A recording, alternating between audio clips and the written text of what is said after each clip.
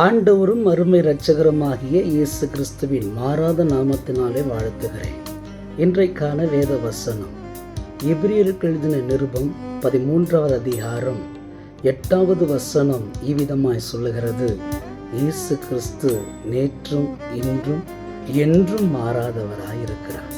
உங்கள் வாழ்க்கையில் யாரோ மாறிவிட்டார்கள், இந்த சூழ்நிலைகள் இப்படி மாறிவிட்டது, இந்த காரியம் இப்படி மாறிவிட்டது என்று சொல்லி புலம்பி அழுகிறதை நிறுத்திவிடுங்கள்.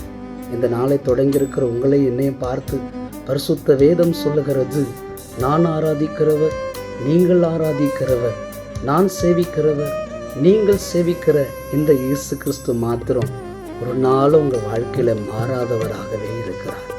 ஒரு வேத பகுதி இப்படி சொல்லுகிறது: நான் கர்த்தர், நான் மாறாதவர், ஆகையால் யாக்கோபின் புத்திரரே நீங்கள் நிர்மூலமாகவில்லை. யாரோ மாறிவிட்டார்கள், ஏதோ செய்து விடுவார்கள் என்று சொல்லி பயப்படாதிருங்கள்.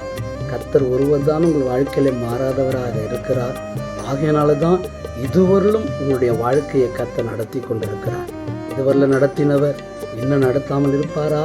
இந்த நாளுக்கு வேண்டிய ஆசீர்வாதங்களை கொடுத்து மகிமையாய் உங்களை நடத்தி ஆசீர்வதிக்கிற தேவன் மாறாத தேவன் என்பதை நிரூபிப்பார். கர்த்தர் உங்களை யாவரையும் ஆசீர்வதிப்பாராக. ஆமேன், ஆமேன்.